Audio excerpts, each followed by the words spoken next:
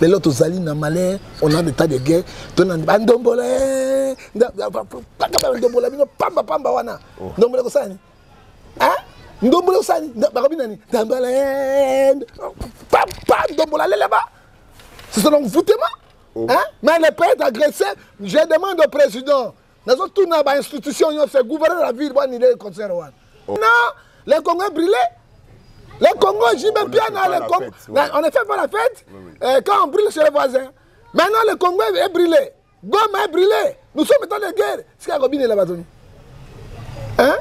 À Robin et la bâtonne. Ils vont compatir. Il a fallu la légitimité à l'objet parce que légitimité. Matika Babylon a Martin Paul, soit il va contacter un recours et l'autre dans tango tout ça. Martin Paul est civil. Kabila est mon gars Kokaki. Hein? Kabila Kokaki Mbila général Kokaki Matika ba distraction ba Martin Fayoul. Hein? Pour le moment, soutenir FARDC. Attends, soutenir qui sécurité.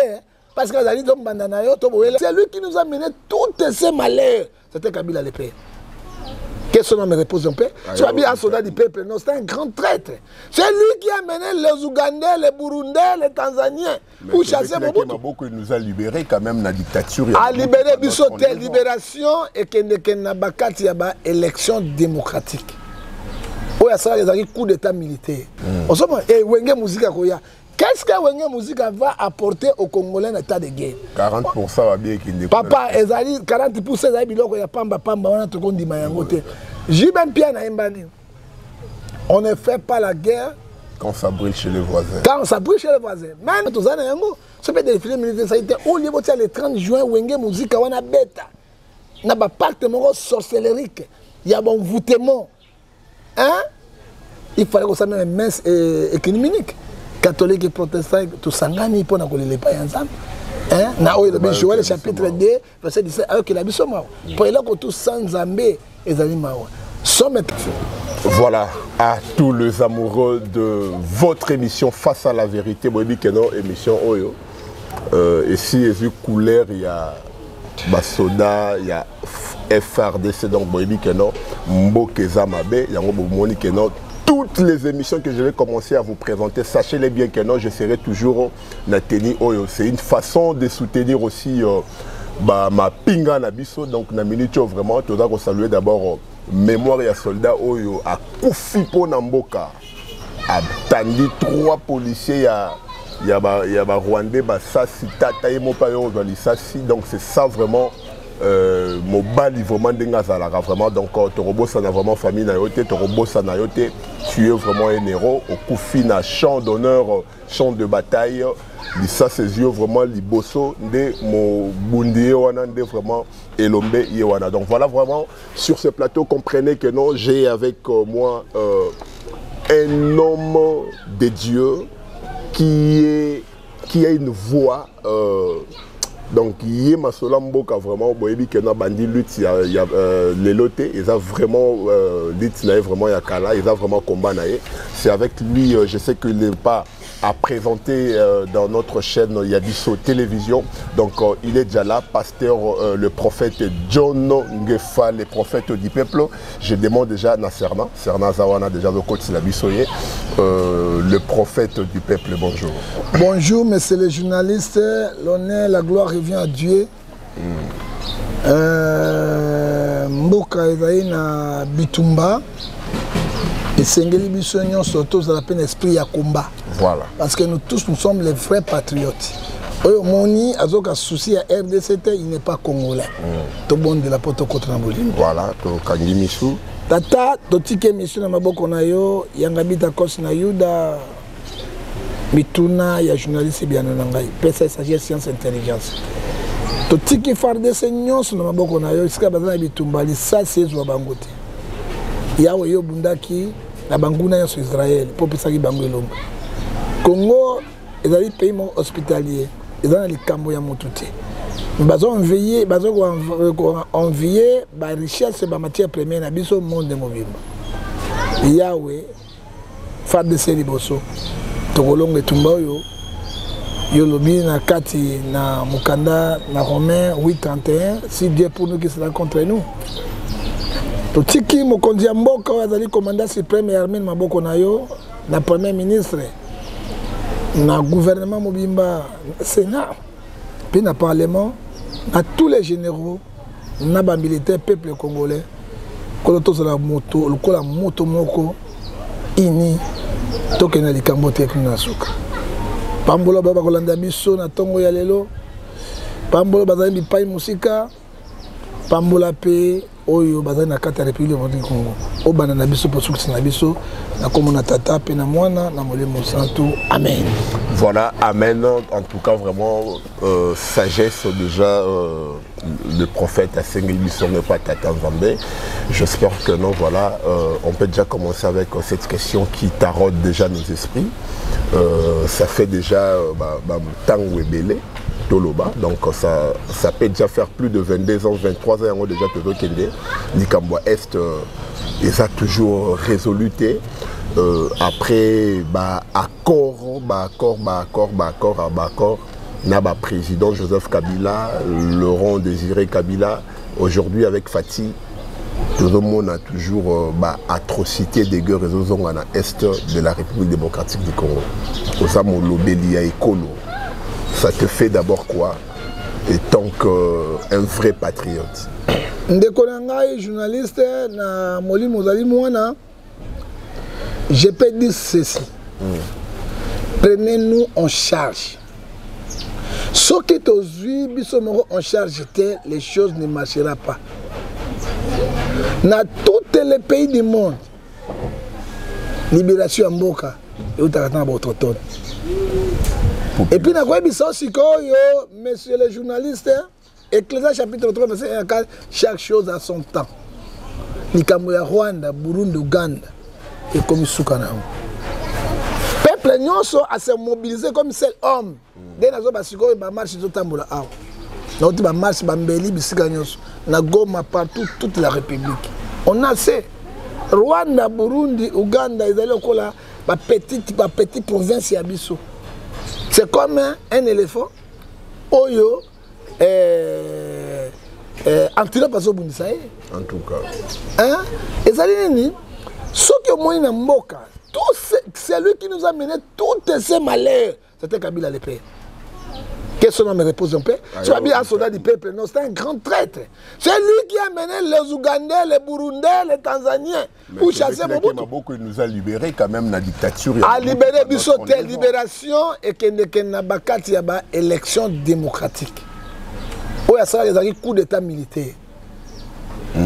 Il est aussi un grand dictateur. Tant que a libéré Bisso, tant que il changement de mentalité et où tu as la parole à bateau. Les paroles s'envolent, les écritures restent. Ce qui est Congo. Hein? Parce que Romains 5, verset 5, dès que nous savons ça, c'est d'amour. Alors que bête, c'est bateau film dans les boumotés. Il va les bêtes, on va bon film dans les boumbas. Ça dit quoi? Assia qui accorde pour la poser à pouvoir.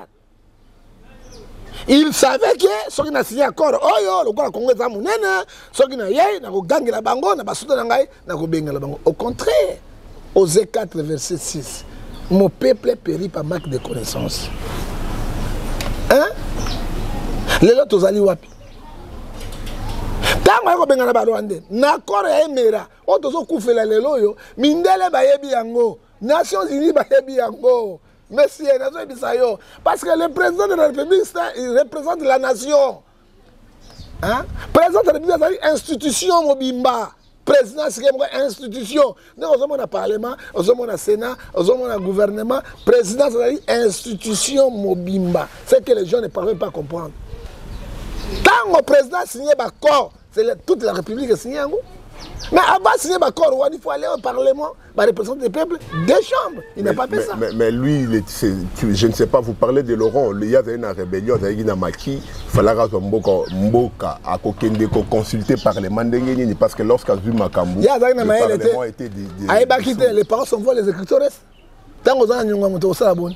Attends, il y a Koufi Banana au foot. Azaki na mayele te. Ba ebaki te ya Koufi avant de Kimia Mboka na Kimia lelo. Pour chasser Mobutu, il faut avoir, il faut savoir accord léonais. Bato balembaki déjà Mobutu. Bato bazali désavouer Mobutu. Il fallait que na niveau il y a ba élection Mobutu ngaka kenenaye. Hein? Hein? La voix du peuple, ça va. Même les soldats, qui m'ont. Mais il était fort à l'époque. Mais il était fort. Dans le lobby, à cause ça, la face. À cause ça, la face, parce que Mobutu a déjà atteint le cancer, prostate, pas malade, il a déjà Kolemba, il a cédé le pouvoir. Et là, on est sur les alliés, tant qu'on attend, on ne peut pas, c'est Dieu qui touche les hommes. Hein? Mais ce qu'on a minutieux au Moussa Nzambé, c'est que nous sommes en train de subir parce que c'est vrai que vous donnez la faute et pas à Laurent Désiré, mais il n'a pas voulu céder à cette époque-là, tant qu'on a eu pouvoir à changer là. Bon, il n'a pas voulu, il a lobby à papa. Au début du monde, et tant qu'on a un accord. Accord, mon sous signé. Au moins, pourquoi beaucoup de gens aujourd'hui souffrent de la vie na bango? Basi ba bazo soate. Ba contrat lyonnais diabolique oyo ba para ba signer yango ça va continuer bana. Lele bango mosu ba kufa mosu ba za lelo. Regarde comment les bateaux souffrir. Et ça les comme tangi est-ce que tala yoka ba vrai président combat yangola. Neto azali pona ba Kinshasa. Abden Kuna. Ba soda neto ba yeti aba Kinshasa ti na loi ba moni Luanda bo. Ba ebisi neto. Tika to bombarder to lalisa Angola. Luanda sima tokotonga. Neto amoni je ne le ferai plus. Vous êtes un vrai patriote comme Baneto. Abinako. Personne a quitté ça qui est en haut. Mais Neto comme président. Voilà. Mais pour la kotonga abi atali abi jamais na kobe sabilo koyo ba portugais ba sara kebiso. Et c'est là que tant boya qui allait ba honnête ba pousser ti nettoyer kobimba. Ça c'est un vrai patriote. Mais Kabila ne pourrait jamais faire de telles choses. Les lois Rwanda. Papa Rwanda na mokana emela. 500 km², il faut payer ça. 300 km², ça dit quoi? Banda Kiseni, Goma, Bukavu, Tipe Mena Ben appartient aux Rwandais. Kokamata, Banda Kampala. Frontière na bango.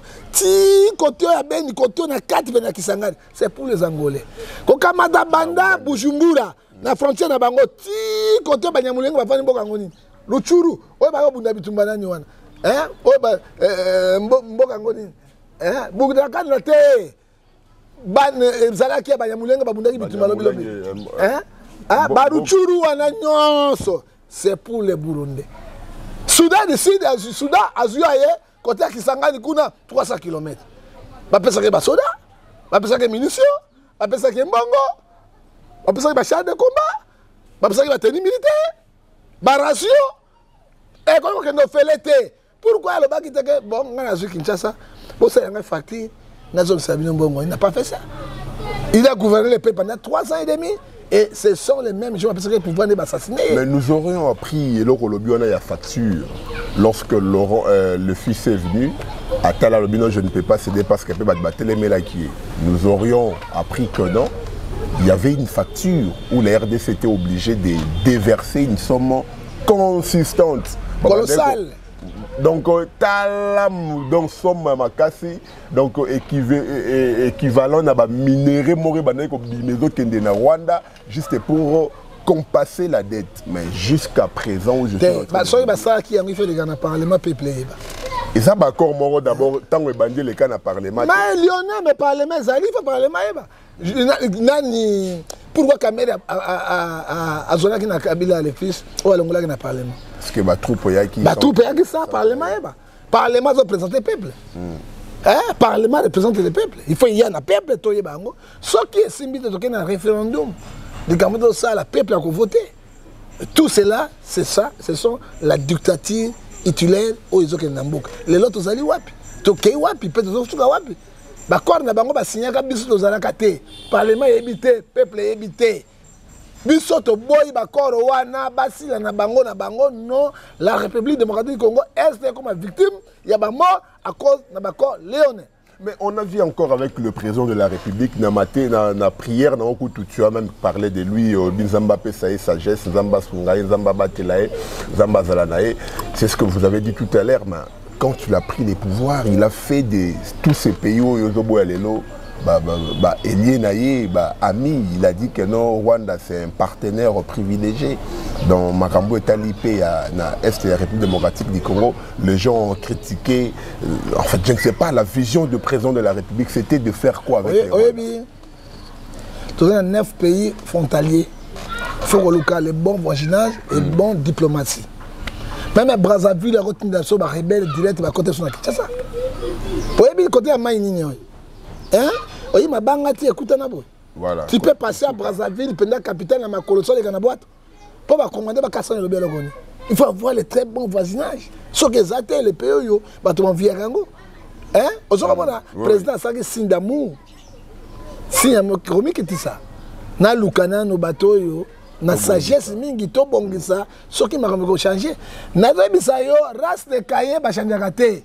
Gagame, Museveni. Ce sont les races de Kayen. Oh, la Bible, 1 Jean chapitre 3, verset 12. Bato basimba makila on barochande de Tshisekedi de Salignoso. Pas Tshisekedi le baki yango hein. Et là pas mon la été. Akeneki na sagesse. Ba gouvernement mboka na intelligence teme la sagesse. Na repère ça yo 4 présidents ba gouvernement mboka oyo. Na besoin de sagesse électrique. Tokena Kasavu. Azaki très intelligent. Azaki sagesse. Mobutu alongoli ye pété. Na kimena lumumba bakei. Et là, quand on a ça, sagesse. Tozu Mobutu a zui, comme il avait la sagesse, 32 ans de pouvoir. Sauf que Mobutu a été malade, il était Longo de Kaliwa. Tolonga Mobutu, Laurent Désir Kabila est très intelligent comme savant. Très intelligent comme savant. 3 ans et demi dans l'âme. Ok. Kabila, le fils, ça y est. Très sage, 18 ans de pouvoir. Tu sais que tu as évité. Là, tu sais que 3 ans et demi. Ça dit quoi entre sagesse na intelligence, oui, l'équipe monnaie les alliés, sagesse. Tu sais que depuis la monnaie les alliés, la sagesse parce que accueillir la politique à bon vaginage. Or que Bango, ce sont les bateaux Simba Basson. Les fils de Kayen. Les fils de Kayen. 1 Jean chapitre 3 Azoloba 12. Oyo bazo melamakila. Ba mesa na yango. Et nyoka akobongo mamokolo moko tata longoli mposo. Alors tant que tu sais que accueillir tu peux pas dire que ennemi na yo okosala bo akende kina bango te atia bango na mila makwanza hein na mona na sommet moko sabota Kagame oui azo pesa mbongo to bo yo pesa mbote na gentil et toi tu vas grâce mon pays ça c'est un président le soutenir hein Fati Beto na makambo il faut soutenir pour le moment nous sommes à la guerre monsieur il faut soutenir alors na sa mobali na ye hein motabonga na yo sauter maintenant tango tozali obi Voneski un moteur théâtre. Voilà. Lelo Oyo Abimi, un grand leader de la guerre. Hein? On dit maté. Mais moteur théâtre, ils ont un esprit. Ils ont un esprit. À sa école militaire, hein? Hein? On se remonte, très dans le bayango. On se remonte, le gars, tu sais que, attends, rien. Tu sais que dans Angola. Tant que tu as qui bango. Alors, si cherche la paix. La paix, ils ont Hébreu 12, verset 14. Voilà. On va aller à la paix. Si tu cherches la guerre, on va aller à la guerre. Ils ont la sani. A déclaré l'état de guerre. Il est un politicien qui a déclaré pour les boutons. Déclaré un déjà. On n'est pas là, Timoise. À la Timazo qui en a eu, à Bimbana. Tu sais que dans un coucou de nature, à Samakolo, à Fina, à Fina. Un éléphant devant un tortue ou bien un éléphant devant oh ba bengi girafe kuta munene devant oh ikpeketele c'est qui antilope ikpeketele atelema Fati Beton et kosimba te papa toza déjà dans état de guerre. C'est ça que moi je dis au président. Namoni lelo konsila ya Rwanda na Goma batumbi yango. Namoni manifestation partout. Ngai moko lobi na kozana tenir ba jonkio. Voilà. Na côté sur la nation. Pour que telemi là, ba iresi. Que telemi sa peuple, na moi na libungu. No a telemi, une année, 2 ans, les pays est en guerre. Ce qui gouvernement kolobela ngote balobela gouvernement bazali. Balobela peuple bazali. Ozomona, tout l'exabato était le danger est là. To yebite bangombe alunchuru, oya mitu munene bayana bandundu, oh ba Rwanda bayina ngo baronda ngo bazawapi. Bangombe ngo bazawapi. Oh, le bilan de Brazzaville, ce sont les militaires. Ils ont plan quitter na Kinshasa pour déstabiliser Kinshasa. Motonyo sur Kinshasa fungula misonaye, ça que dit la Bible hébreu. La Bible dit Ephésiens chapitre 5 verset 14. Toi qui dors, réveille-toi. Réveille-toi voilà. Parce que tout le monde Goma. On peut attaquer Kinshasa monsieur. Hein? On peut attaquer Kinshasa, on peut plater les vigilants. Alors comme seul homme, tout défendre ma belle à capitale. Il faut moi vigilance. Vigilance c'est ma casse. Le peuple a déterminé. On connaît quand même. Peuple a déterminé parce que Likamboyo et Oumeli, tout c'est un balamoko. Deux, n'a remercié chef de l'État avec deux chambres de parlement, avec le premier ministre, Bakor Nyonso Basinyaki. Tous les côtés qui n'ont fini, il faut bakata yango. Biloko tout bakata yango. Rwanda. Bon, yango le zomo a été. Tous à la kenge. Le Kolanyoka, c'est que Matthieu 10, verset 16. Je vous revois, les brebis ont dit, soyez prudents comme les serpents. Hein? Ah, on a capitale. Infiltration à Mounen Nezali. J'ai suivi un colonel rwandais. Na YouTube barobi guerre aller comment faciliter de yebuso tama na makolo surtout quand on a un avion to quitter na 6 places de bomba mina tango avion rwandaise e bande ko ya bato kozonga vite kozonga na bande kozonga ndenge ni bato ya belé kozonga vite OK babana ko kosa ba militaire na bango awa na ville ya Kinshasa mais bakolonga te parce que na ville ya Kinshasa c'est belé bazali e belé na ville ya sandu kute inda ki bamona ki moko ba landier donc ba beta e ka ba bouquer le bon voilà tous à 35 millions d'habitants awa na quatre ville ya Kinshasa ataba comme infiltration avec la force de la population, la police, avec l'armée, Bakokukate, parce que Dieu est juste. Voilà, Dieu est juste. Mais vous avez parlé de quelque chose aussi important. Tout Congolais devrait normalement soutenir le chef de l'État. Ce n'est pas Fati qui est agressé, c'est le pays. Le pays, le Congo. Fati représente le pays. Martin Fayulu a la légitimité à l'objet parce que légitimité. Martin Fayulu, il va contacter un recours et l'autre na tango de Zalaki. Martin Fayulu est civil. Kabila est mon kokaki. Kabila kokaki mbila général kokaki batika ba distraction ba Martin Fayulu. Pour le moment, soutenir le FARDC. Attends, soutenir ce qu'elle était. Parce que les alliés de Bandanayo, soutenir le FARDC et la République démocratique du Congo. Mais moi, je donne, je donne l'exemple. Il y a ex-président ukrainien. Voilà. Il n'est pas au pouvoir. Mais alors, soutenir les Ukrainiens, le président de Bango. Alors, soutenir. Et puis, Abimati, Azaka na Kiev. Avant na Kiev, il y a des soldats qui sont ça fait patriote. Il y a Bango qui a de guerre. Kaka N. Ils ont dit Galate 5, verset 19. Bon, on a dit tant que pays, ils ont agressé. Il faut d'abord qu'on s'engage. Il faut qu'on s'engage. Esprit Moko, il y a pas comme sa présidente, qu'est-ce qu'on pourrait faire avec son gouvernement, avec Congolais. Parce qu'il devrait aussi être, il serait aussi président en 2018, ce qui m'a renvoyé Simbaki. Il faut quand même une minute, Natika le monde opposant mon côté à l'Ukraine. Mais pour le moment, donc pour le moment, soudé. Mais tout le monde a beaucoup de choses, frapper, c'est qu'on frappe, c'est qu'on bête, donc c'est comme si le combat n'a pas individu, parce que le pays est agressé. Abonner à Mboka solo, pour le moment, il doit laisser le président Tshisekedi tranquille. Hein? Afinga Gagame Tondima, Afinga Museveni attaquer Bango. Hein? Président Tshisekedi, même à l'envoi président, il reste les Congolais à cause de la voilà. Donc, ni na Burundi, ni na Ouganda. C'est ça. Hein? Il faut qu'on y ait Bayango. Hein? Makamususu, hein? Au Mandoki.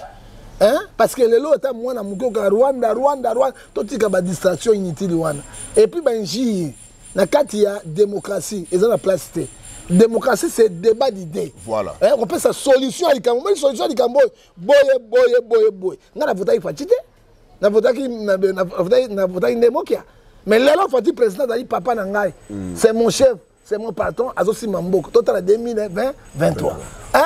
Mais toujours qu'on décourage, il faut l'esprit à Tabita, Djambala et Tobidja. Il faut l'esprit où on est découragé. Hein? Parce que les prêtres, les gens sont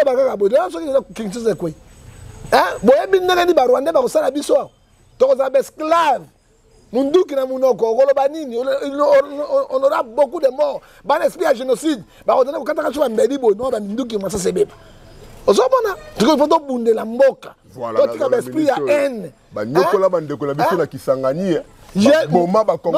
mais moi j'ai vu à Ouganda, Bengali Baitidian, ya Congolais batanga na Ouganda, mais Ouganda, na Rwanda, bakoti ba rebelle ba kati ba bomona yango dans les réseaux sociaux ba bi ezalaki esalama na Nigeria ezalaki non Nigeria c'était na Ouganda, ce n'est pas Nigeria mais Ouganda. Ça mais en Ouganda. Ce n'est pas Nigeria mais Ouganda. Hein? Ouganda pe dans la kati ya masolongo parce que le fils avait coopéré ti ndenge ba botolaki biso Bunaganda balobi. Mais c'est lui. Le fils à Museveni a Kochaki Mabe a pessi position donc. Mais c'est mais Bunaganda est allé frontière entre Ouganda et République démocratique du Congo. Maintenant il va Rwanda ba koya ba kota ba botola. Grâce na ba héros FARDC, on a repoussé to récupérer yango mais avant ba kene ba sabotage ba katakati bato. Hein? Bato ba yesu ba kota ba mbeli na banani.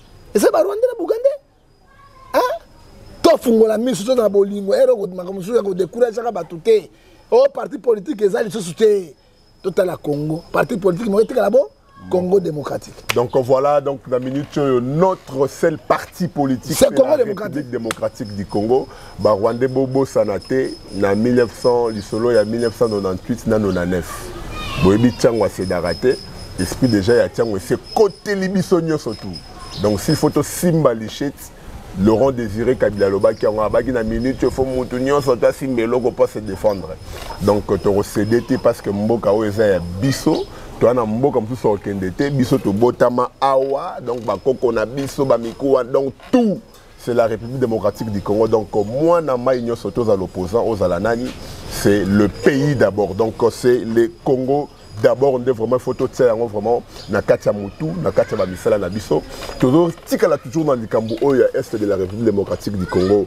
moto na Nzambe yo zo mona te que non na concert il y a le 30 juin na guerre moi te que beaucoup de choses à raison bon qu'on peut ça beaucoup de raison à sauter beaucoup de peut ça opinion na parce que la carte de démocratie article 24 26 23 lobby l'opinion liberté d'expression et liberté d'opinion.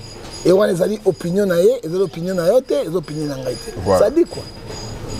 Pourquoi bien on prenait quand les 30 juillet, les jours, il y a aucun sabbat veillant héros. Peut-être jamais. Oh, bah quoi qui dans la République démocratique du Congo pour l'indépendance. Tout cas, c'est Meli Patrice Lumumba. Exact. Hein? Tout quand ça, on parle au Quito. Hein? Donc quand ça peut union sur la scène indépendante papa Simon Kimbangu ou bien ceux qui peuvent s'imiter défilé militaire tout ça va armement tous ça yango ça peut défilé militaire ça a été au lieu de le 30 juin wenge musique wana beta na ba pacte moko sorcellerique il y a bon voûtement hein il fallait que ça même messe économique catholique et protestant tout sangani pour na kolela pa ensemble hein na o le Joël chapitre 2 verset 17 avec la biso ma pour là que tout sans Zambé ezali mawa somme 33 verset 16 et la 12 à 16 et la nation dans l'internet les rois osomo et wenge musique koya qu'est-ce que wenge musique va apporter aux Congolais en état de guerre 40% va bien qu'il ne papa ezali 40% ezali biloko ya pamba wana to kondima yango te Jibem Pierre na Mbani on ne fait pas la guerre quand ça brûle chez les voisins. Quand ça brûle chez les voisins. Maintenant, les Congolais brûlés. Les Congolais, j'aime bien dans les Congolais. On ne fait pas la fête quand on brûle chez les voisins. Maintenant, les Congolais est brûlé. Goma est brûlé. Nous sommes dans la guerre. C'est qu'à Robin et la Batoni. Hein? À Robin et la Batoni. Il faut compatir. Hein? Compatir. Compatir, Ezali, Hébreu, Éclair, chapitre 7, verset 14, au jour des malheurs. Montois Kaniso et Koya. Au jour des 5 bateaux, c'est pire. Les autres Zali na malheur, on a des tas de guerre. On a des bandombolé. Ndombola bino pamba pamba wana. Ndombola ko sani. Hein? Ndombola ko sani. Bakabina ni. Ndombola. Papa ndombola là-bas. C'est un envoûtement. Hein? Mais les pays est agressé, je demande au président. Nous avons tourné à l'institution, on fait gouverner la ville, on est concert. Mais ce qu'on nous a complice. Tout ça qu'on a l'élection. Pour le président, il a une petite erreur. Et quand il va tourner il va diaboliser. Et s'il a d'autres millions de l'écarter, nous demandons aussi le gouvernement de la ville, Jantini Ngobilan Paka, papa gentil, d'annuler ces concerts. Par contre, il y a les 5, attends les 27, attends les 23. Parce que les 30 juin pour notre Rosala Nini. Et dans les jours, il y a réflexion, il y a la prière, côté la qu'est-ce que stratégie de ça la pour nato benga na barwane na mboka na biso et puis ko soutenir FARDC na kati ya guerre. Et to luka biso compte moko chaque Congolais a tiaka 1 euro, 1 euro, 1 dollar. Soki nyonga Kagame na Museveni. Gouvernement ko futa ngote peuple ko futa pour dans na kinga. Mais la guerre est causée ce qui est attaqué. Mais contre Lyonnais, même accord, on a signé qui oya emera. Azong ça bango bango côté. C'est ça que Kagame déclare. Et tout ça bango bango pour nani. Ouganda, premier producteur du monde alors. Ouganda na alors. Rwanda, premier producteur ya kota na nini na Kobat. Est-ce que bazana ngo? Bazana ngo atate. Ah, Burundi, premier ya diamant. Bazana ngo? Bazo swap na République démocratique du Congo biso échec. Comment fait-il content na biso? Bien produit na biso, baka na raffiner ngo na Rwanda.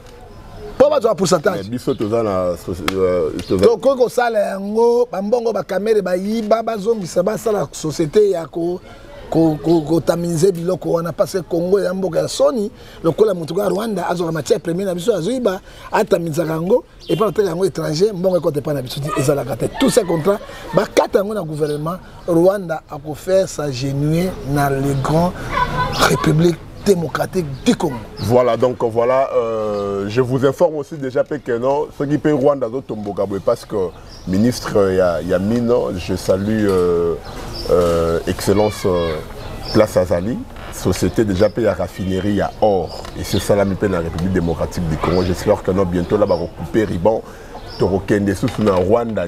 J'espère que ce sont des éléments où ils peuvent s'appeler Rwanda Kanda parce que il fallait que des Kona va raffiner, mais ah, bisomo to ça là.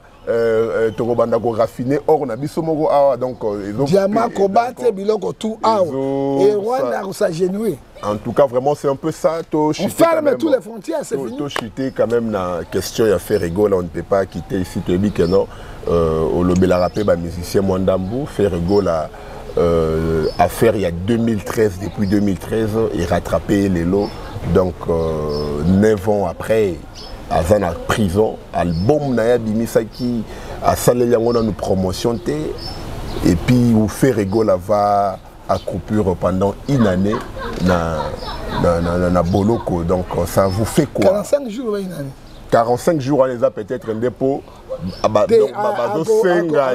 akobima pourquoi affaire rigola et ça affaire de drogue mabe ya ba congolais mitema mabe voix Angélique wana toki ko perdre yango boité il fait vendre ka lokola Carlito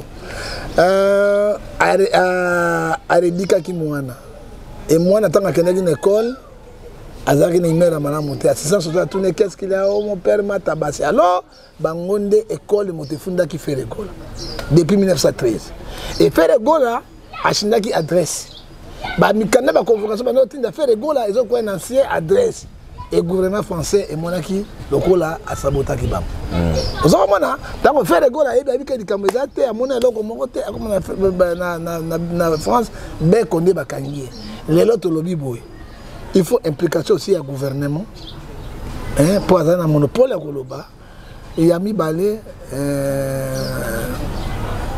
biso de soutenir faire l'école là il a mis ça to je crois 45 jours où il y a aussi Yango et puis il y a 4 cachet judiciaire ça ça un jour dans ma cara cachet judiciaire bébé attends mon colomoro au côté de l'autre bimi et si les bébés ça dit quoi cachet judiciaire et affaire étrangère bandi ko joie ba manyuka en tout cas manyuka ezali mabe parce que le seul musicien à moni José de Niance Jésus de Niance et là Jésus Christ mais Jésus de Niance ya bango ya ba vodou qui ne cherche pas les problèmes oui azakuna chetani koto chetani gola koto voilà oyo alukara makambote faire ya dali rancunier te faire makambo so melaka na motema hein c'est ne rassembler montant mérité un passeport rouge des arrivées fait Rego là. Mais oui, non, fait Rego là. Confiolo midete. Pas monter un conflit. Ah bon? Aux hommes on a fait Rego là. Les là ba musuba c'est péri ba tri terrain vide. Mais il y a papa ba qui na boloko, ça fait 3 mois. Mais on compose ça il banze beaucoup là. Keba va faire Rego là pas ça qu'on a inspiration zo ya. Alors, biso tout ça c'est ma fait. Vraiment donc on regrette déjà. Tel Kamote, album na ba manager na bazali awa petit na bazali ba osaka promotion. En tout cas vraiment c'est vraiment compliqué dans cette histoire.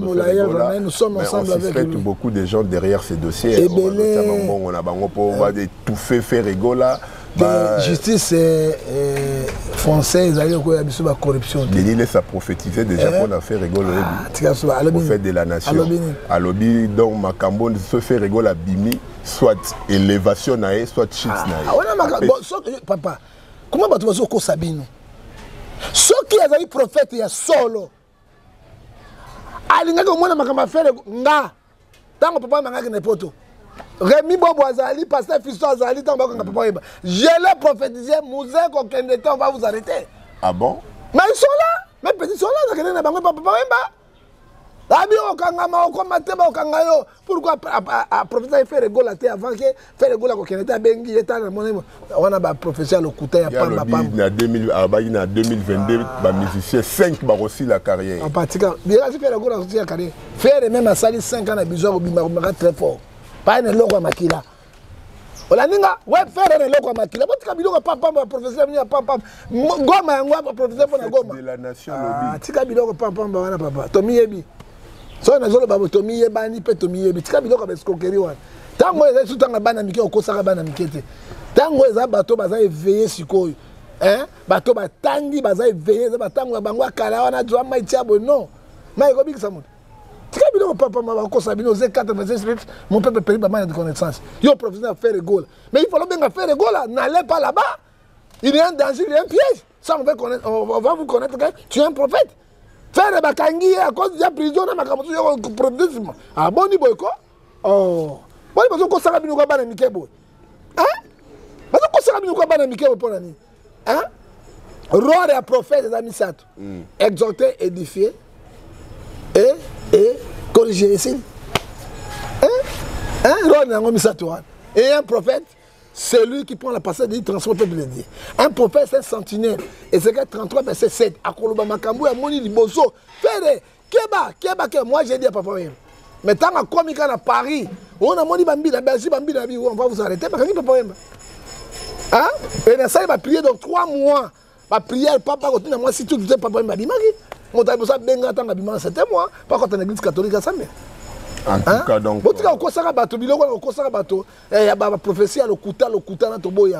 C'est le moment, la prophétie la plus excellente, c'est la parole de Dieu. En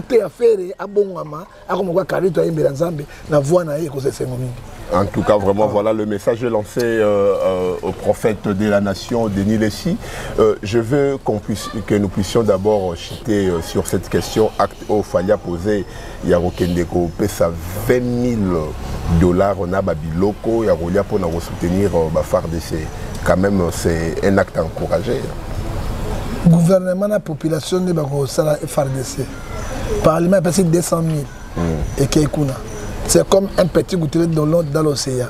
Et merci Mingi parce qu'il n'y a pas. Ce qui n'est pas sali, c'est malade.